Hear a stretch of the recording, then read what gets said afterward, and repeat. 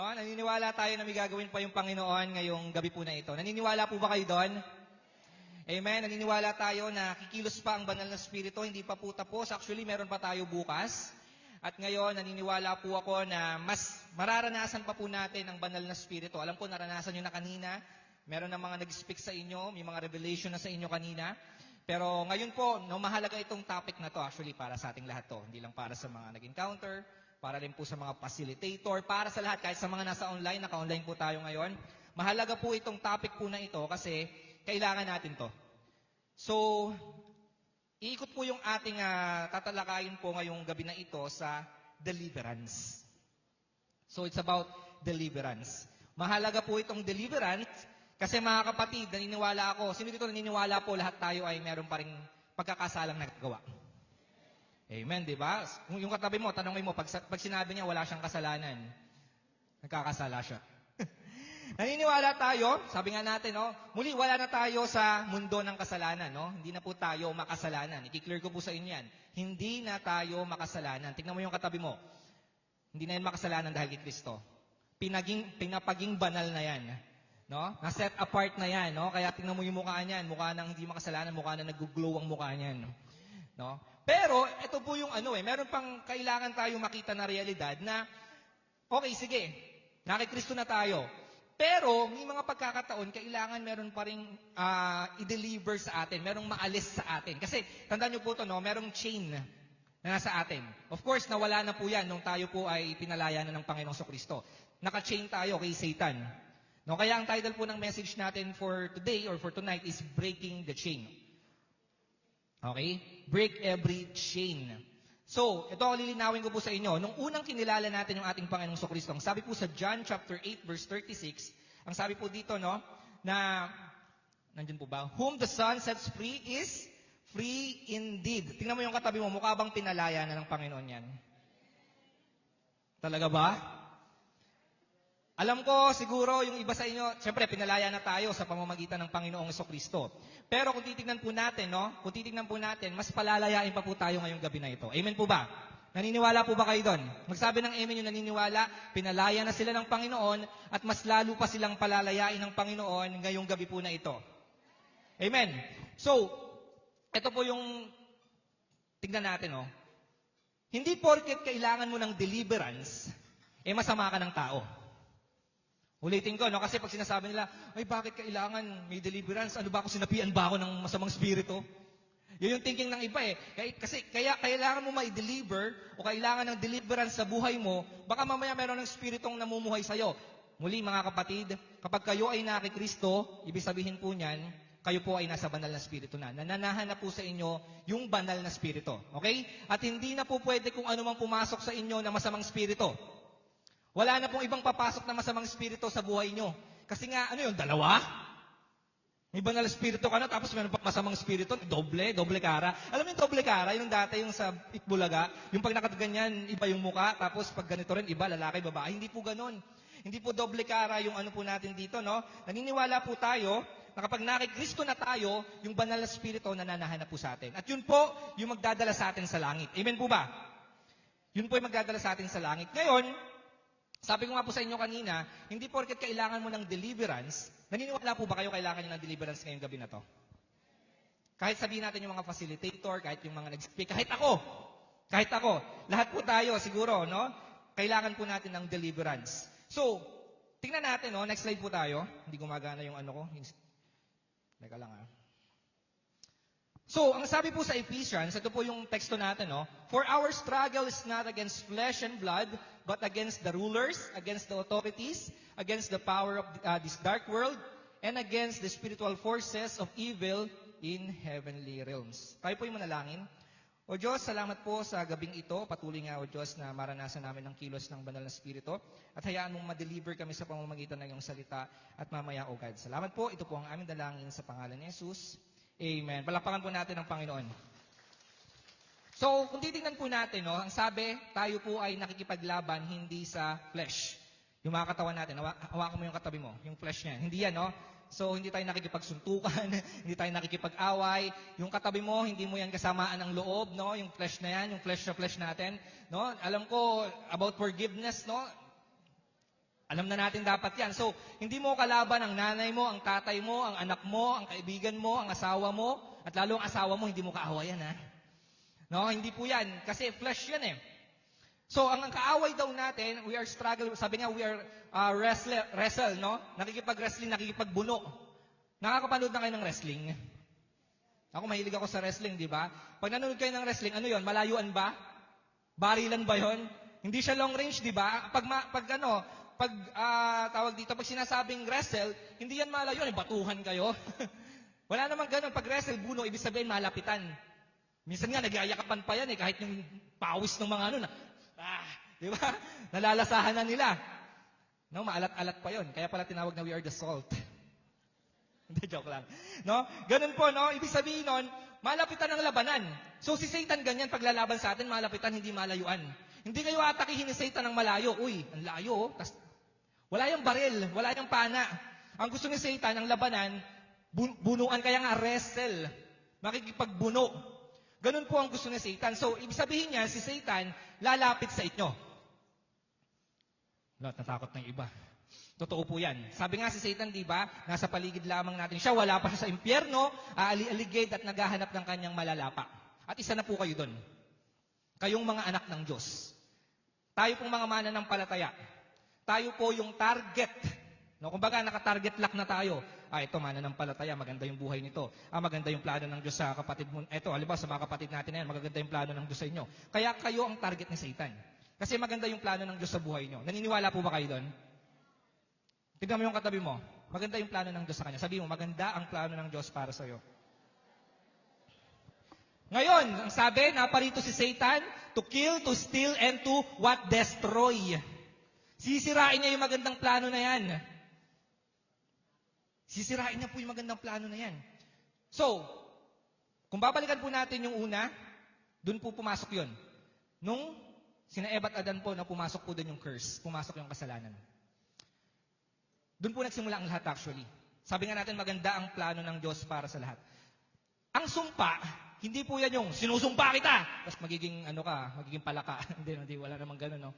Wala pong ganun yung mga napapanood natin ng mga magic, no, yung sinusumpa. Alam niyo, ang sumpa, nagsimula pa lang yan, doon pa lang sa Garden of Eden. Ang sin, ibig sabihin, yan yung ginawa mong kasalanan. No? Yan yung nagbukas ng pintuan. Pero, itong tinatawag po natin na curse, ito po yung kinukuha nyo kapag magka-college kayo. Course ba yun? Ginigising ko lang po kayo. Curse, no? Sumpa. Itong sumpa po na ito po yung consequence ng sin. So, anong nangyari? Napasa-pasa po yan sa every generation. Kaya ang nangyayari po dito, mga kapatid, minsan kahit ayaw mo, o minsan kahit umiiwas ka sa kasalanan, pero dahil merong sumpa na naipasa sa'yo, yun lang. Sabi mo sa katabi mo, yun lang. Baka hindi mo alam yung sumpa. Kasi totoo po yan, mga kapatid. Totoo po ang sumpa. Dahil po yan sa kay Satan. Hindi po yan ang galing sa kung anuman. Kung halimbawa, sumpa man yan galing sa mga mangkukulam, galing man yan sa mga witchcraft, or yung mga masasamang espiritu, sino bang nasa likod nun? Si Satan din naman. So may sumpa po na nangyayari. Kaya minsan, dala-dala po yan throughout generation. Ito po kasi matindi sa kasalanan. Ang matindi sa kasalanan, kahit hindi ikaw ang gumawa ng kasalanan, alam mo yon, ikaw yung nakakuha ng consequence. Nakatanggap ng consequence. Imagine niyo si Eva at Adan. Sila yung gumawa ng kasalanan, tapos tayo nagsasuffer ngayon. Kaya merong wars, kaya merong death, kaya may sakit, may karamdaman, kaya po nagugutom tayo, nauuhaw tayo, napapagod tayo, nade-depress tayo, nagkakaroon tayo ng anxiety, kaya tayo natatakot. Bakit? Sila Eva at Adan kasi. So huwag mo sisihin ng Diyos. Sabi nga natin, maganda ang plano ng Diyos para sa atin. Kaya lang pumasok nga kasi yung kasalanan. Ganyan pong katindi yung kasalanan. Alam mo yung kasalanan, kahit wala kang ginagawa, pwede ka magkasala. Ganyan pong katindi yung kamandag ng kasalanan. Kasi yung kasalanan, hindi lang yan sa base sa ginawa mo, nagkasala ka. Ang sabi nga po, di ba, mula kapanganakan pa lang, may sinful nature na tayo. Ibig sabihin, namana po natin yung kasalanan na yon. Imagine niyo, baby pa lang kayo, may kasalanan na kayo. Ganyan yung kamandag ng kasalanan. Wala ka pang ginagawa nun, ha? How much more kung ngayon may ginagawa ka pang kasalanan? Sabi ko nga sa inyo kanina, maging open po tayo dito. Kanina lang, baka may ginawa kayong kasalanan. Amen. Kahit sabihin natin, umatind ako ng fire up. Yun po, that's why kailangan po natin ito. Kasi nga ganito Sabi nga, di ba, binabago tayo ng Diyos araw-araw. So, paano tayo babaguhin ng Diyos araw-araw kung hindi tayo attend ng ganito, hindi tayo magpapalinis sa Panginoon, hindi tayo magpapa-deliver sa Panginoon? Deliver, ano yan? Food Panda ba yan? Magpapa-deliver ka, no? Grab. No, hindi po, no? Ibig sabihin, i-deliver tayo ng Panginoon, palalayain po tayo ng Panginoon. Amen? Iseset free tayo ng Panginoon sa kung ano man pong bandage, meron po sa atin, kung saan man po tayo nakatali. That's why, ito po yung pinakakailangan po natin. Deliverance from sin. Matthew chapter 1, verse 21, He will save His people from their sins. So, bakit kailangan natin yun? Kasi nalayo tayo sa Panginoon. Kailangan makabalik tayo sa Panginoon. Nakurap yung heart natin. Punong-puno po ito ng karumihan. Dumudumi po yung puso natin. Kasi po, tingnan niyo po ito ha. Kahit sabihin natin na tayo po ay nakakilala na sa Panginoon, dumudumi pa rin tayo. Kakaroon ng karumihan. So, kailangan malinis. Kailangan linisin ulit. Tingnan mo yung katabi mo, naligo ba yan kanina? Siguro naman naliligo yan, no? Sino ito araw-araw naliligo? O bakit tayo araw-araw naliligo? Kasi nga, syempre, natudumihan tayo. Amen? Imagine mo, hindi ka naligo simula pagkabata mo. Tayo mga Pinoy, syempre, gusto natin palagi tayo naliligo, no? No? Kumbaga, kahit pa paano, mababango tayo, mga Pinoy. No? Ibig sabihin, kasi medyo conscious tayo eh. Gusto ko mabango ako, no? Kahit minsan yung pagpapabango tayo, mga bambini, ganyan. Di ba? So, gusto natin luminis tayo. Bakit? Kasi nadudumihan. So, ganun din yung ating spiritual. Kung yung physical natin, nalilinis yan, kaya nga immerse yung kailangan natin, di ba? Yun po yung tema natin, di ba ngayon, sa PGCAG. We need to immerse. Sige nga. Ano yun? Naliligo ka, wisik-wisik lang. Gusto mo ganun lang.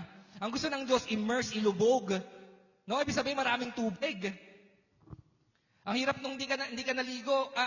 Naligo ka nga, pero wisik-wisik lang. Ang pangit naman na ganun, parang wala lang din. Kaya nga, we need to immerse. So, kasama po sa immersion, itong deliverance.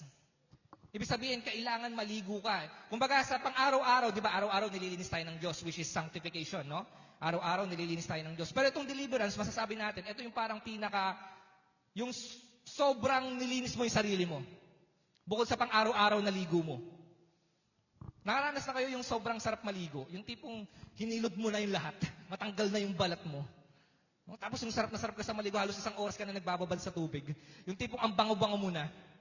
Na yung 99.9% ng germs hindi makalapit sa'yo dahil punong-puno ka ng safeguard. Alam mo, simula 80s hanggang ngayon, bakit 99.9% pa rin ang use? Saan yung 0.1? Ano yun? Di ba yung safeguard, sinabi pa lang sa commercial noon pa man, pinapatay nito yung 99.9% ng germs. Saan yung 0.1? Baka nasa katabi mo.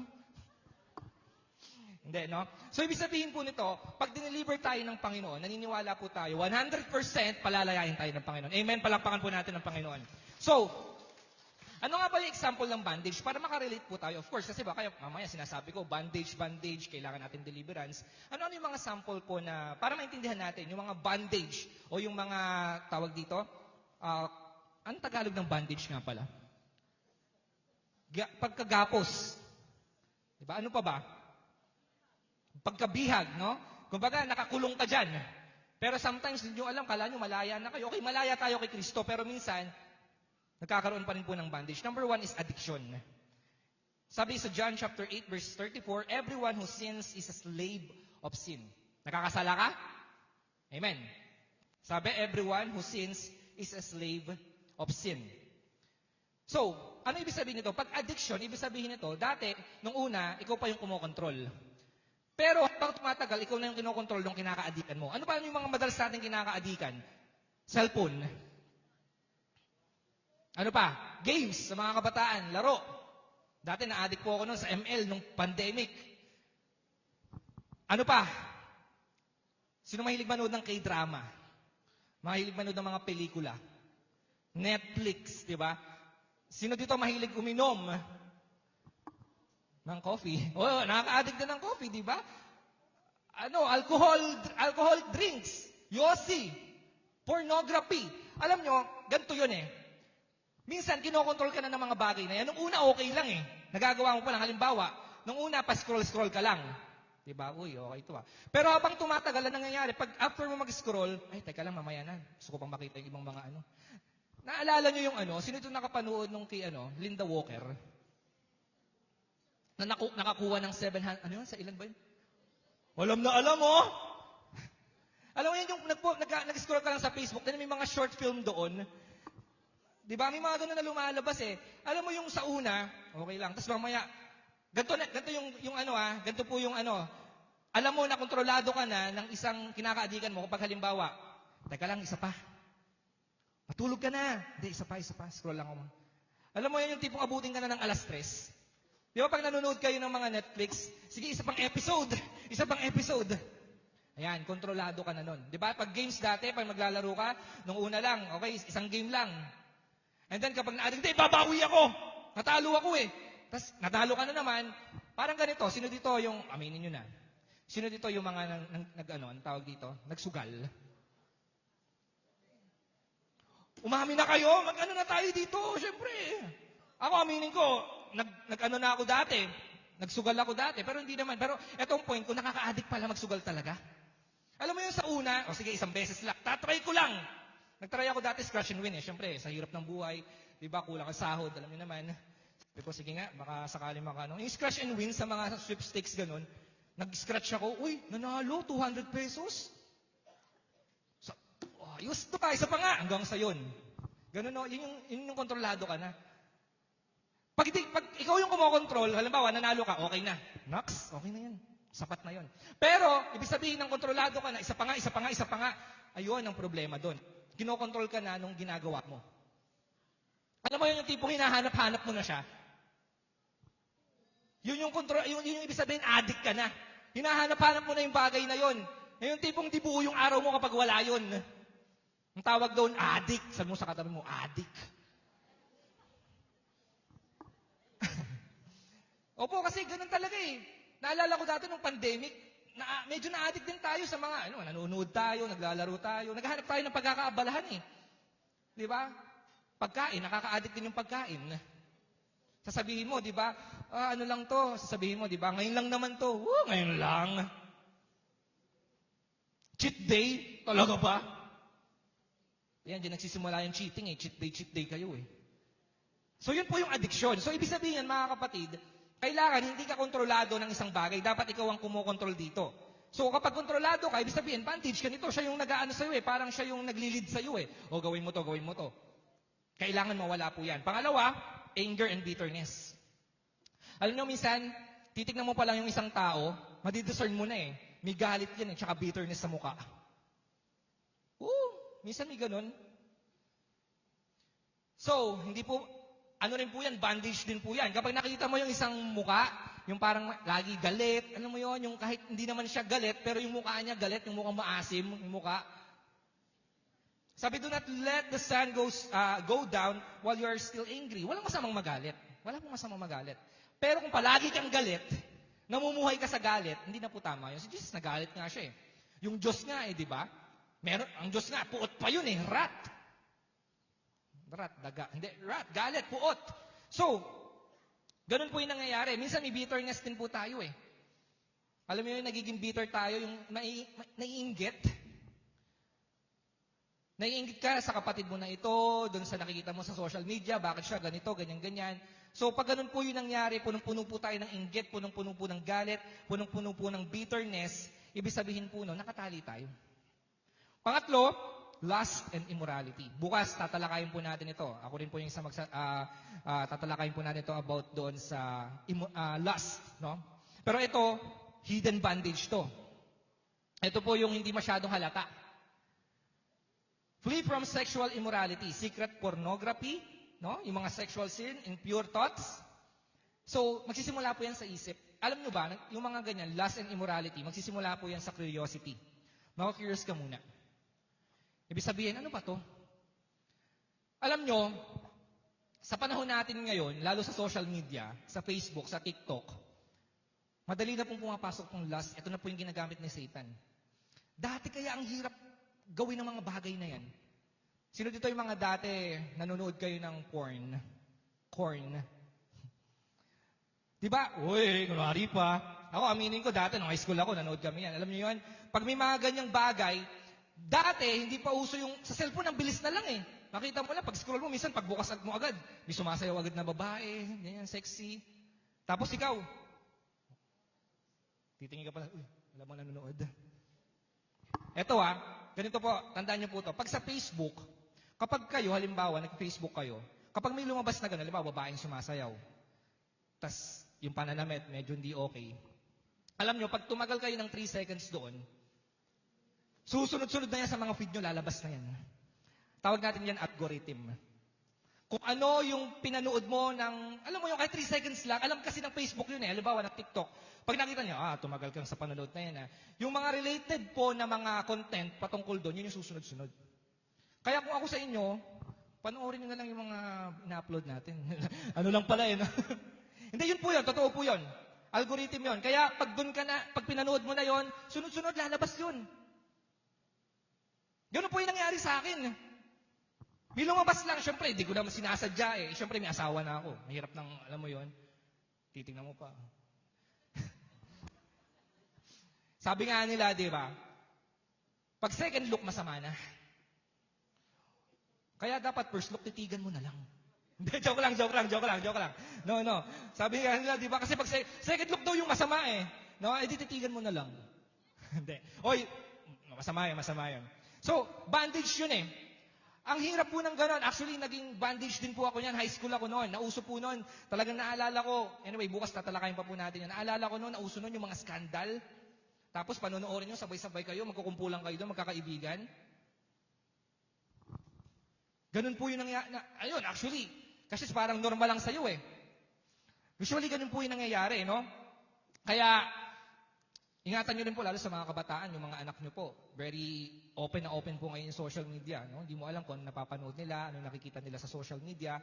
So, mas mabilis pong pumasok yung, dyan, yung sexual immorality. Kasi dyan po magsisimula yun Naku-curious ka, ano ba to? Parang okay to hanggang sa gawin mo na siya in real life. No?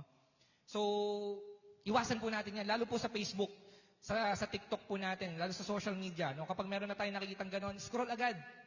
Iyan mo in Jesus' name. Ganon agad. Siyempre, lalo na kapag may asawa ka na. Amen. Mga lalaki na may asawa na dito. Ay, ano yun? Amen. Di ba? Yung asawa nyo lang tignan nyo. Hindi po convinced yung mga kalalakihan natin dito. Kahit na di ba? Siyempre, asawa natin yan Sa una pa lang, sinabi na natin, siya lang, di ba? Wala nang iba. Nung naliligaw kayo, ikaw lang kachat ko, ikaw lang yung mahal ko. Nung tumatagal na, wala na. Ano pa? Love of money. Alam nyo, nagiging rin po yan, nagiging bandage din po tayo. Nakatali din po tayo pag binahal na natin. Walang masama sa pera. No? Siguro tatalakayin to bukas ni Ninang Bonnie about sa money. No? Patungkol sa pera. No? Sarap kaya pag-usapan ng pera. Sino to gusto yumaman?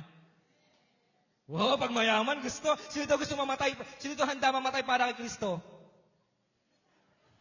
Kayo na lang. Here I am, Lord! Send him. Di ba?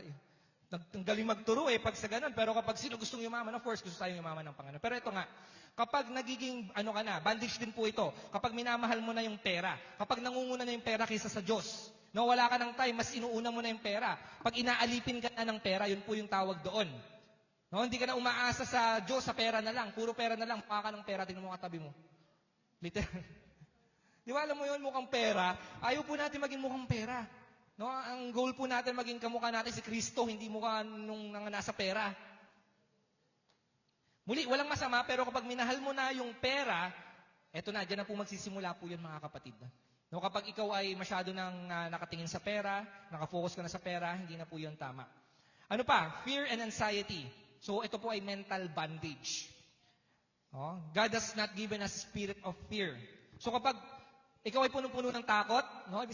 Muli, wala namang masamang matakot. Sino ito nakakaranas po ng sleep paralysis? Naranasan niyo na yun? Ako lately lang, naranasan ko siya. Alam niyo yung pakiramdam na hindi kayo makagalaw? Yung tipong, sumisigaw ka pero hindi ka makasigaw. Tas parang may dumadagan sa'yo. And someone, yung iba pa nakakakita pa sila ng mga black shadow o ganyan-ganyan. Naranasan niyo na yon? Nakakatakot, no? Isa sa pinaka-nakakatakot. Kahit Kristiyano ka na, pwede mong maranasan yon, sa totoo lang. Kasi, umaatake yung kaaway sa'yo pag sleep. Pag nasa deep sleep ka, kasi alam ng kaaway, mahina ka pa physically So, ang ano lang dyan, ang simple lang ginawa ko eh. Sabi ko lang, in Jesus' name, nawala ka. Ganun lang, kasimple lang. Sabihin nyo lang pangalan ng Panginoon. Alam nyo, bakit pumapasok ang fear? Kasi nga, namumuhay ka sa fear eh. Pag matutulog ka, puro fear ka, puro anxiety, pwede kang magkaroon ng sleep paralysis sa totoo lang. Pag sinerge ko po yun eh, ba't ka nagkakaroon ng sleep paralysis? Kasi pag stress ka, pag punong-puno ka ng anxiety, punong-puno ng worries, punong-puno ng fear, kapag bago ka matulog, punong-puno ka ng gano'n, tapos hindi ka pa nanalangin, mas nangingibabaw na yung fear kaysa sa faith mo, mas madali po yung pag-atake ng kaaway kahit pagtulog nyo. Umaatake rin po yung kaaway kahit sa pagtulog po natin. Sa totoo lang. Kaya mahalaga, mga kapatid, na bago tayo matulog, of course, pagkatapos ko nung nakaranas ako ng sleep paralysis, sabi ko, Lord, syempre, kailangan manalangin tayo. Kasi ano rin ako sobrang antok na ako, hindi ako nakapanalangin bago matulog. Ayun tuloy. Kaya huwag niyong papaaloy, kailangan manalangin po kayo. Tapos, bago kayo matulog, magparinig kayo, ang tawag dito, yung mga worship song, ano niyo po yun, iparinig niyo sa buong bahay niyo or sa kwarto niyo. Takot po ang kaaway sa ganyan. And lagi po natin i-rebuke ang kaaway. Kasi nga sabi ko sa inyo, di ba last time, minsan nabubuksan po natin yung pinto. Nakabukas po yung pintuan para sa kaaway. Kapag punong-puno ng fear yung bahay mo, punong-puno ng anxiety yung bahay mo, punong-puno ng depresyon, ng worries, ng kasalanan yung bahay mo, bukas na bukas yung pinto para makapasok si Satan. So kailangan mo sarado yan. Sarado po natin yung spiritual door na yan. No? At kung may bandage po tayo, yun nga po mas matindi po ang atake ng kaaway. Kasi nakatali ka eh. Hindi ka makakagalaw. Kumbaga wala kang laban. Parang yun nga, sleep paralysis. Pag sleep paralysis ka, parang hindi ka makagalaw eh. Wala kang laban. Tapos kahit, alam mo yung minsan pag sa panaginip, yung tumatakbo kayo, ang bagal nyo, tapos yung kalaban nyo, bilis-bilis. May mga ganun eh, tapos hindi ka makagalaw, hindi ka makasigaw. Pero mga kapatid, ito yung aalalahanin natin. Kasi minsan nagsisimula yan sa utak. Sa utak po nagsisimula yan. Pag hinayaan natin na mamuhay tayo sa fear, anxiety, sigurado mga kapatid, mas matindi yung atake ng kaaway. Ano pa? Pride. Ang pride mga kapatid, ito yung bumubulag sa atin. Ang unang kasalanan, hindi po sina Eva at Adan actually. Ang unang kasalanan na nakita po natin, kung babasahin po natin ng Biblia, si Lucifer po yan. At anong kasalanan yon? Pride. Pride. So, minsan ganun tayo eh. Gusto natin, tayo magaling. Minsan pag may nag-correct sa atin, minsan ayaw natin magpa-correct. Minsan tayo na lang yung tama. Lagi na lang tayo yung tama. Last tama. Sabi ni Brother Danny, lakas tama na. O pag ganun ka, pag palagi na lang ikaw ang tama, lakas tama mo, pre. Totoo kasi, bakit? Hindi ka nagpapakorek, no? Alam nyo, sa totoo lang, mahalaga po na kahit na minsan may edad na tayo, kahit minsan matanda na tayo, maganda yung nagpapakorek pa rin tayo. Meron tayong teachable heart. Alam nyo po, nakuha ko po yan kay ang isa po nakita ko po dyan, si D.S. Joel Mendoza, naalala ko po dati. Si D.S. Joel Mendoza, familiar kayo doon, yung former DS po natin. Naalala ko noon, sabi ko, magtuturo po ako noon. First time ko magturo sa Bible School. Sa Qatar pa. Sa Qatar. Hermeneutics yung tuturo ko noon. Sabi ni D.S. Joel, sabi niya, mag-aano ako, sisitin ako. Doon pa yung mga kapampangan niya. Magsisitin ako dito. So, sabi niya, magsisit-in daw siya. First time ko magturo ng hermeneutics. Medyo mahirap po yung hermeneutics. At itong si D.S. Joel, almost 20 years. DS po natin yan sa Central Luzon District Council of the Assemblies of God. Tapos, theologian pa yan, preacher. Alam natin. Tapos sabi niya, magsisit-in daw siya.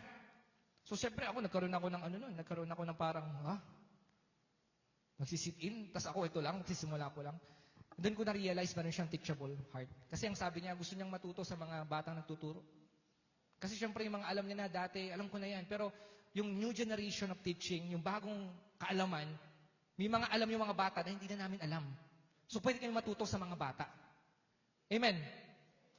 Palapakan natin ng Panginoon. Pwede kayong matuto sa mga bata. Hindi. Ako yung matanda, may experience ako. Minsan nagkakaroon ng clash yung mga Gen Z tsaka millennials eh. Sino ito mga millennials? Taas ang kamay, millennials! Namumuti na buhok millennial? Ano yan? Hindi. Millennials, ibig sabihin na millennials, pinanganak mga 1985 to 1997, 8. Sino po yung mga ganon? Mga 80s, 90s, kid. Di ba, mga Gen Z, taas ang kamay, Gen Z, Generation Z. No?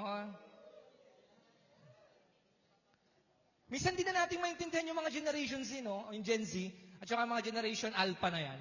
Alam mo yung mga salita sila, 6'7". Ano yung 6'7" na yun? Tapos ikaw, syempre, di ba, yung mga ganun, pag narinig mo yung mga bata na ganun, ano yun? Pero, tignan niyo yung generation gap natin sa kanila. Ang lapit lang eh. Pero minsan din na natin maintindihan yung mga sinasabi nila, no? Ohio! Ohio. Yung mga, yan sila, yung mga pamangkin ko, naririnig ko yung mga ganun eh, di ba? Kaya pag narinig nila, buksan po natin yung ating mga Biblia sa Matthew chapter 6, verse 7. 6'7"! Lahat na lang na marinig ng 6'7", no? Anyway, ba't tayo napunta doon? Ayun nga, no, nagkakaroon po ng yung mga Generation Z, yung mga millennials, kayo kasi panahon nyo yan eh. Alam mo yun, minsan, di ba, may mga may edad sa atin, tayo naman, sinasabi sa atin natin ng mga boomers, ng mga Generation YZ, sinasabi nila, nung mga kabataan namin, naglalakad kami, papunta kami ng school eh. Well, ano nyo yun eh? Di ba, minsan may mga ganun tayong pride, na parang, syempre, ano nyo yan eh, panahon nyo yan eh. Ngayon, nararanasan natin yung mga millennials yan.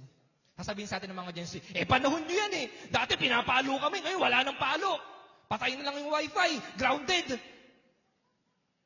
Alam nyo, iba na nga talaga ngayon. Sa totoo lang, iba na po ngayon yung yung mga bata ngayon, kapag nadapa, emergency agad.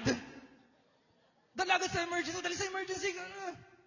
Alam nyo, kami nung bata kami, nung mga bata kami, mga 90s dyan, pag kami nadapa kami, sugat-sugatan na kami. Halos 50-50 na. Ang gagawin lang ng nanay namin, sige, tingnan mo. 1+1. 2, pwede pa yan, hindi ka pa bobo. Ngayon makakunting lang, emergency natin, dali natin sa So, iba-iba na po, no? Ang point ko po dito, mga kapatid, minsan kasi sa buhay natin talaga, na parang piling natin masyado akong ako, nakapag-aral ako, mas mataas ako sa'yo, mas matanda ako sa'yo. Nagkakaroon tayo ng pride. Pero tandaan nyo po, kahit sa mga bata, kahit sino pa po yan, pwede tayo matuto sa kanila. Alisin po natin yung pride. Tandaan nyo, wala tayong magagawa kung wala tayo kay Kristo. Sa biyaya lang po tayo, kay Kristo tayo namumuhay. Amen po ba? Amen.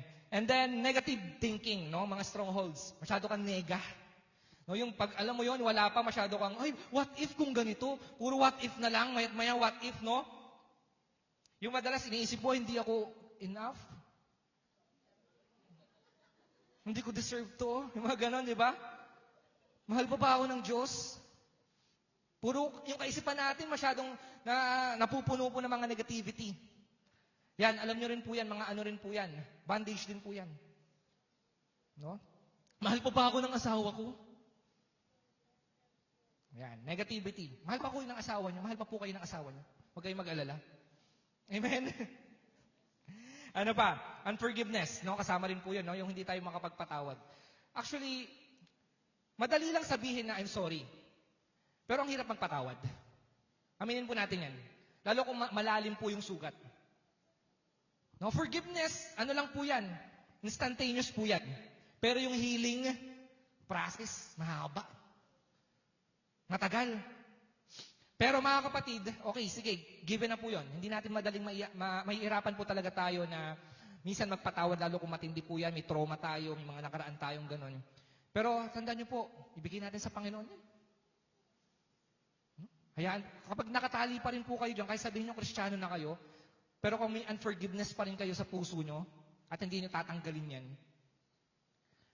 babagal po yung lakad nyo sa pananampalataya. Though, okay, may unforgiveness, hindi ibig sabihin yan, impyerno ka. Sabi ko nga, nagkakasala pa rin. No? Minsan lang talaga, natatali ka sa ganyan. Kaya, tanggalin na po natin yan. No? Ano pa? Oppression from the past trauma. Masyado kang balik ng balik dun sa nakaraan mo. Sa past mo. Ano? Pilit mong binabalikan yung mga nakaraan mo, yung mga masasakit mong nakaraan. So, kapag ganun po mga kapatid, ibig sabihin nun, kayo ay nakatali. Kasi, dapat nakafocus na po tayo sa patutunguhan natin eh. Yun po yung gusto ng ating Panginoon. At pang-sampo yung mga occult involvement at saka yung mga hidden practices. Sino dito mga dating mangkukulam? Sino dito mga kinulam? Sino dito merong mga tawag dito, yung mga anting-anting. Alam niyo yun, yung meron kayong mga sinusuot na mga kung ano-ano. ay, tanggalin nyo na po yan. Isuko nyo na yan. O, sabi mo sa katabi mo, suko mo na yan. Sino naniniwala dito sa mga horoscope? Alam mo yon, yung mga tao, ano ka? Anong tawag doon? Anong tawag sa ganun? Virgo, ganyan. Zodiac. Anong zodiac mo? Baka may gumaganon pa sa inyo. Anong zodiac sign mo? Virgo. Ay, alam mo, sabi sa horoscope? Ay, nako, tanggalin nyo na po yan. Huwag na kayo maniwala sa mga ganyan. Mas naniniwala. Alam mo yun, nakabase sila sa kung anong alignment ng star, tapos doon lalabas kung ano yung mo. Huwag kayong maniniwala din po sa mga tinatawag natin ng manifestation. Isipin mo lang ng isipin, and then maa-attract mo yung bagay ng law of attraction. Isipin mo lang magkakaroon ka. At yung universe ang bahalang magbigay sa'yo niyan. Nasaan yung Diyos na wala na? But universe. Ayan, may mga ganyan po tayong mga naririnig ngayon sa internet. No? Nakakalungkot, may mga ganun po ako naririnig sa internet. May bago silang tawag. Hindi sila atheist. Hindi lang sila Christian. Nasa gitna sila. May tawag, agnostic. Agnostic. No? Naniniwala sila sa higher something, sa heaven. Naniniwala sila na merong higher divine na nandyan. Pero hindi nila sinasabi si Jesus or ano. So, wag po natin paniwalaan yung mga bagay na yan. So, ito po yung mga sign that you are bound. Kayo po ay nakatali. Number 1, you keep repeating the same sin. Ulit-ulit lang. Sinabi mo, Lord, di ko na gagawin to. Kinabukasan, gagawin mo na naman. Lord, patawad. Alam mo yon, ulit-ulit. Bandage yun. Ang nakalaya na talaga sa mga tinalakay natin kanina, talagang totally free. Hindi na siya bumabalik sa dati. Pero hindi naman po bigla yun. Halimbawa, sinuko niyo yung bagay na ito. Sinuko niyo yung mga tinalakay natin kanina. Hindi naman siya bigla. Alam mo yon, yung tipong chain smoker ka. Yosi ka ng yosi. Kumbaga, araw-araw, maya yosi ka ng yosi. Tapos nung humingi ka ng tawad sa Panginoon, Lord, tanggalin mo na tong pagyoyosi ko. Sino dito yung mga nagyoyosi at na-deliver na ng Panginoon? Yung mga, may mga, ang tawag ito, bisyo. Nung tumanggap kayo kay Kristo, nalimutan nyo ba kung paano uminom? Paano nga po uminom ng, ano to? Nagka-amnesia ba kayo? Hindi kayo magkaka-amnesia kapag kayo ay na-deliver. Nandun pa rin. Alam nyo pa rin kung paano uminom. Alam nyo pa rin kung paano magyosi. Hinahanap-hanap nyo pa rin yon. Pero, ang maganda po dito, pag kayo ay napalaya na, kayo yung pilit lumalayo. Unti-unti nyo pong tinatanggal yan sa buhay nyo. Amen? And then, you feel controlled, not in control. No? Yung parang nararamdaman mo, ikaw na yung kinokontrol. Yung nag-spend ka na ng maraming time, puro ganito, ganyan, ganyan. Naubos na yung time mo. Minsan, di mo na rin nakokontrol yung time mo. Nagugulat ka na lang, ay, 3:00 na pala, ng madaling araw, kakascroll mo. Tapos kinabukasan, linggo pa. Tapos puyat na puyat ka, kinabukasan, linggo, di ka, alam mo yun, di mo na maintindihan yung mga sinasabi ni Pastor. You feel constant guilt, shame, and condemnation. Kapag nararamdaman nyo, halimbawa, sige, Christian kayo, and then nakagawa kayo ng kasalanan, ang nararamdaman nyo parang guilty kayo. Na parang tingin nyo, ito pag nararamdaman nyo ito parang feeling ko hindi na ako tanggap ng Diyos. Parang feeling ko pag nanalangin ako, hindi ako maririnig ng Panginoon. Minsan ginagawa pa nating video na kapag minsan, parang hindi ako makapasok ng church, parang feeling ko masusunog ako. Pag nararamdaman nyo yun, ibig sabihin bandage kayo. Kasi ang sinasabi ng Bible, hindi ganun eh. Kapag nagkasala ka, dapat masalo kang lumapit sa Panginoon. Kasi yung forgiveness ng Panginoon nandyan. Kahit anong kasalanan pag ginawa mo. Pero kung bandage ka, pilit kang lalayo at lalayo. Pag nagkakasala ka. So yan po ay sign that you are bound. You are spiritually numb. Wala ka ng, kumbaga, nararamdaman. Numb. Na parang ano ka na, manhid ka na. Na kahit nagkasala ka, sige, okay lang. Kahit magpatuloy ka sa pagkakasala, hindi ka natatakot, sige lang, go lang. No? Hindi ka na rin nagbabasa ng Bible. Minsan, hindi ka na umaatid ng church. No? Yung worship sa'yo, parang wala na lang, hindi ka excited sa worship, hindi mo nararamdaman yung banal na spirito pag worship. Ibig sabihin po niyan, you are bound. Ano pa? You struggle to forgive, hirap ka magpatawad. Muli, hindi po madali ang magpatawad, pero kung 10 taon mo ng kasamaan ng loob yan, 1 dekada na, kinamatayan mo na, ay ano na po yun, bound na po yun. Number 6, you are dominated by fear. Ibig sabihin, muli, ang fear, dinadominate ka lang. Ang fear nandyan pa rin. Hindi mawawala po yan. Pwede may takot pa rin. Takot sa kamatayan, takot sa sakit, takot ka magkasakit, takot ka sa mga bagay-bagay na ganito. Hindi po mawawala yan. Pero kung dominated ka na, nangunguna na po yung fear kaysa sa faith, ibig sabihin nun, you are bound. You are easily triggered. No? Madali kang magalit. Yung pride, madali lang sa'yo. Yung lust, madali lang sa'yo. So kapag mabilis kang Kumbaga, wala po yung tinatawag natin na self-control. Ayan, mahalaga po yan. Isa po sa fruit of the Spirit ay yung self-control. Kapag wala kang self-control at mabilis kang, kumbaga, ang tawag dito, mabilis kang madala. Mabilis kang maagos. Yun, ibig sabihin, you are bound. Ano pa, you live a double life. Kapag minsan, banal ka, minsan karnal. Minsan banal, minsan karnal, no? Alam mo yung karnal, alam mo yun, yung namumuhay ka pa rin sa mundo. Minsan naki-Jesus ka, minsan naki-Satan ka. Pag linggo, banal ka. Kapag Lunes at ibang mga araw, iba yung ugali mo. Lumalabas ang sungay. So, ibig sabihin nun, you are bound. Number 9, you are addicted to distraction. Masyado kang distracted. Sa mga nangyayari sa paligid mo, ang bilis mo nga matrigger, distraction, sa mga bagay-bagay na nakikita mo, konting nangyari kang sa'yo, ay, ano na mangyayari nito? Yung OA ka ba? Yung OA ka sa mga nangyayari sa buhay, you are bound kapag ganon. You have no consistent prayer life. Ito po yung mahalaga. Alam niyo po ba yung sino prayerlessness? Kapag hindi kayo nananalangin, nagkakasala kayo.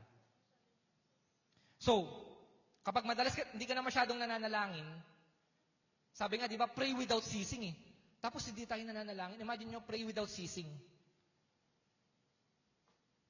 Tapos hindi ka pa mananalangin. So kapag di ka na nananalangin, ibig sabihin niya, nakatali ka. Now, the enemy wants you to bound. Halimbawa, nakalaya ka na. Pilit yan na itatali ka ulit yan sa kung ano mang specific na kasalanan yan. Or maling ginagawa ng isang mananampalataya.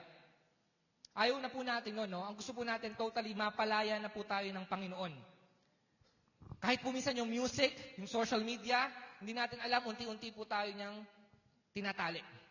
Lalo yung music po sa panahon natin ngayon. Ang music, sa totoo lang, may power po yan. May power ang music. Kaya mag-iingat po tayo sa mga pinapakinggan natin. Always, kahit sa car, kahit po sa mga bahay natin, ang patugtugin po palagi natin yung mga worship song. Pag mga worship song po yung pinapatugtog natin, di ba? Papasok po talaga ang kaaway. Binubuksan niyo po yung pintuan ng kaaway kapag ganon. Now, ito na po, no? Paano po tayo magpapadeliver sa Panginoon? Paano po natin itatanggalin yung chain sa buhay po natin bilang mga mananampalataya? So, ito po, no, sa Luke chapter 13, verse 11 to 12, meron po dong babae, bound for 18 years. So, siya po ay nasa synagogue. Ibig sabihin, yung church po noon, nung panahon sa mga Hudyo. Pero nakita po natin, kahit siya po ay nasa synagogue, kahit siya po ay uma-attend every Sabbath, pero bound pa rin po siya ng pride, ng sin, ng fear.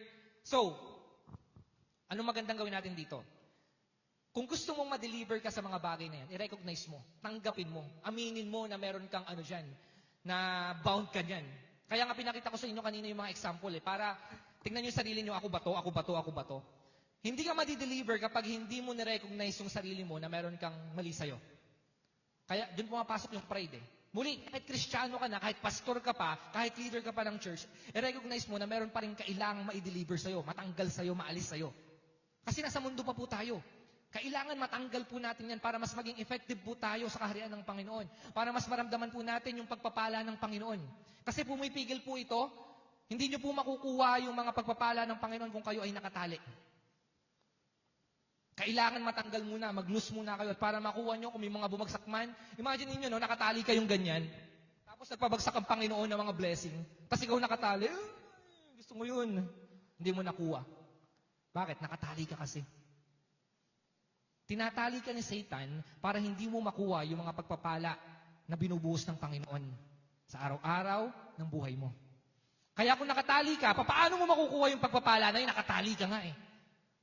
So, ang gusto po ng Panginoon, matanggal yung tali na yan, yung chain na yan, na nakatali po sa inyo. Iniisip nyo, hindi ko pa, hanggang ngayon, tagal ko nang nananalangin, hindi ko pa rin nare-receive yung panalangin ito. Bakit ganito, ganyan-ganyan? Kahit minsan, Kristiyano na ako, ba't ganito? Nararanasan ko, baka mamaya may nakatali pa sa'yo. I-recognize nyo po, Lord, may mali sa akin, Lord, feeling ko may mali sa akin. Huwag mong feeling, dapat kung alam mo may mali sa'yo, Lord, ito yung mali ko. Kailangan, alisin mo to. Binibigay ko to para sa'yo.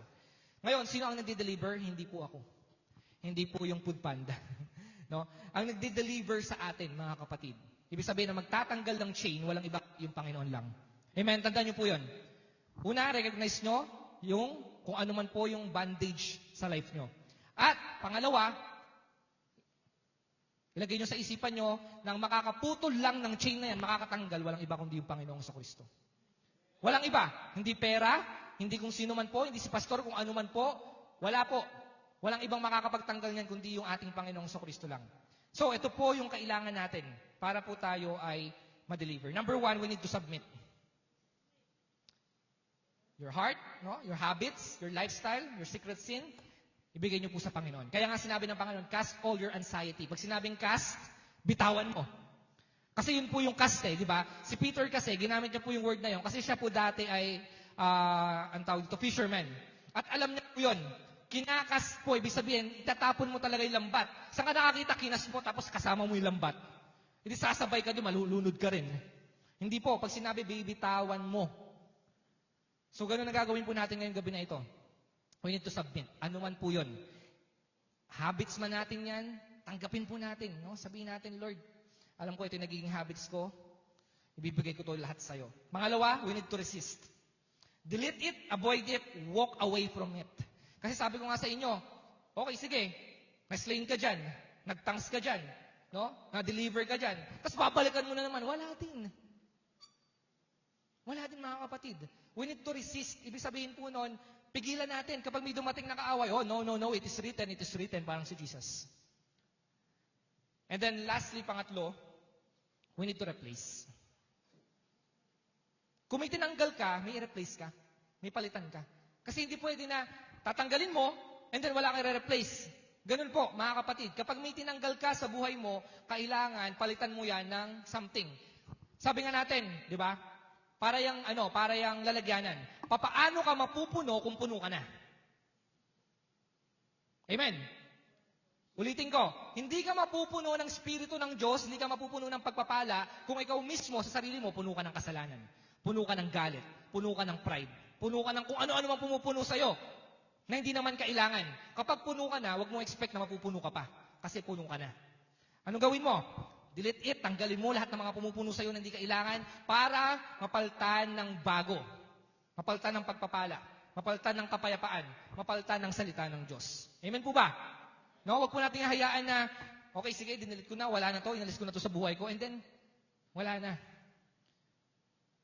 Kailangan mga kapatid, kung gusto natin makita yung magandang kalooban ng Diyos sa buhay natin, mag-delete tayo sa buhay natin. Mag-alis tayo, hindi naman kailangan. At hayaan po natin na kumilos ng Diyos sa ating mga buhay. So ngayong gabi po na ito po yung araw na maaaring kanina, no, dami na nating narinig sa ating mga puso't isipan, no? Yung iba sa atin na-bless sa iba't ibang mga speaker natin, which is glory to God. Pero ito po yung panahon naman para, alam mo yung kahit sabihin natin, na-receive natin yung mga message kanina at bukas pa rin, pero kung hindi naman tayo madi-deliver, hindi natin naalisin yung mga dapat alisin sa buhay natin, at di tayo magsasabit sa Panginoon, lalabas tayo sa lugar na to, wala lang din. Sayang lang. Babalik ka pa rin sa dati mong buhay. Alam mo yon, umatin ka ng fire up, tapos pagbalik mo, ganun ka pa rin. Sinong niloko mo?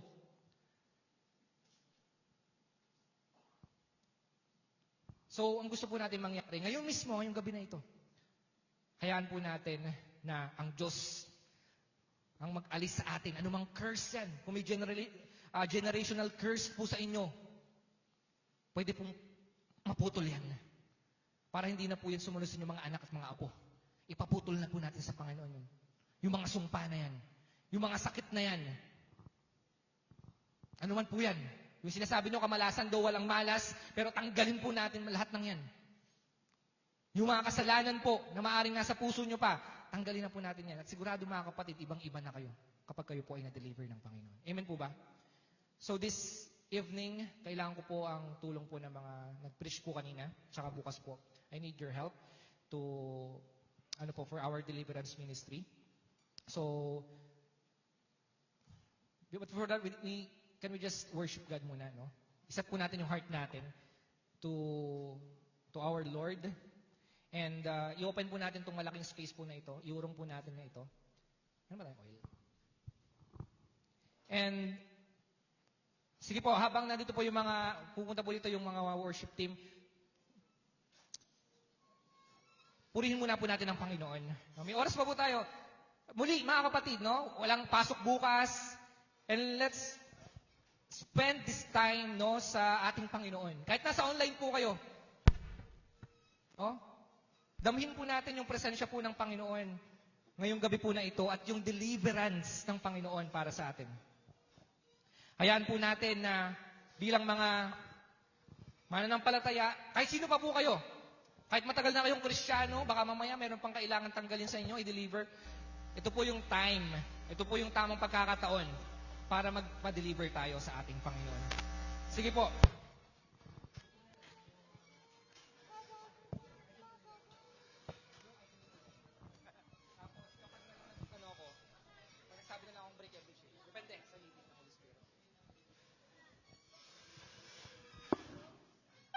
Inaanyayahan ko po yung mga ano po natin dito, yung mga speaker po natin dito sa harap. Can we just pray before we minister? Sige po, lapit po kayo dito. Sige po. Habang nandito po tayo ngayon sa presensya ng Panginoon, speakers and facilitator, lapit po kayo dito sa harap. Habang nandito po kami lumalapit, magpuri tayo sa Panginoon. Hallelujah. Sige po. Let's invite the Holy Spirit. Invite po natin ang Holy Spirit. Sige po, dito muna yung mga ano po natin, facilitator and speakers. Hayaan po natin na ngayong gabi po na ito, maranasan po natin ang kilos ng banal na Espiritu. Hayaan po natin na